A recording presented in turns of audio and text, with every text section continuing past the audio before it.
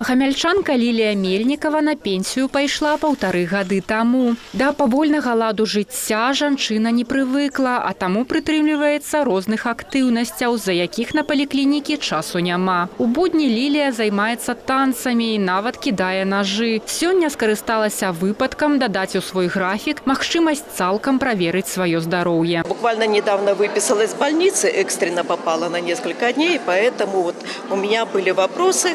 Я обратилась к терапевту, она сказала анализы пересдать. Я жду консультацию невролога, ну и есть вопросы к онкологу.